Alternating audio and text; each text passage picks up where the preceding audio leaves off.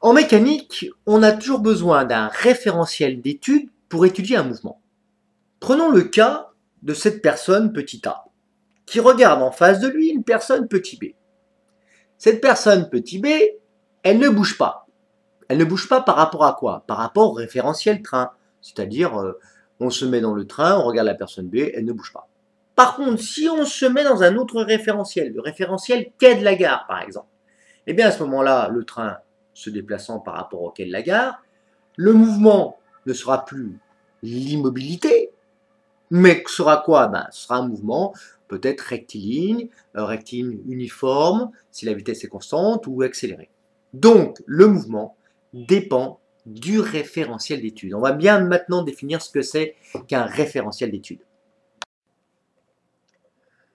Notion de référentiel. Un référentiel est constitué d'un objet de référence par rapport auquel on repère les positions du système, d'une horloge permettant un repérage des dates. Alors, on va étudier trois types de référentiels. Le référentiel héliocentrique, c'est un solide de référence placé au centre du Soleil. Et on étudiera quoi? Eh bien, on étudiera le mouvement des planètes par rapport à ce référentiel héliocentrique. On étudiera également les mouvements par rapport à un référentiel géocentrique. C'est un solide de référence placé au centre de la Terre.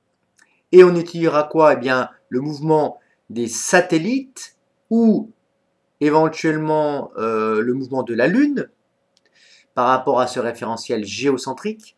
Et dernier type de référentiel, eh bien, on utilisera les mouvements par rapport à un référentiel terrestre. C'est un solide de référence qui est posé sur la surface de la Terre et qui est immobile par rapport à celle-ci. Tout objet peut être choisi comme référentiel. On étudiera les référentiels terrestres qui sont constitués à partir de n'importe quel objet de référence lié à la Terre et fixe par rapport à celle-ci. C'est un référentiel adapté à l'étude des mouvements sur la Terre.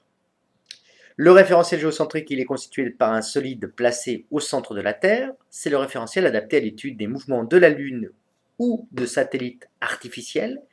Et puis le référentiel héliocentrique, il est constitué par un solide placé au centre du Soleil. C'est le référentiel adapté à l'étude des mouvements des planètes. Hélio vient de hélios, soleil, centrique, et bien le centre évidemment.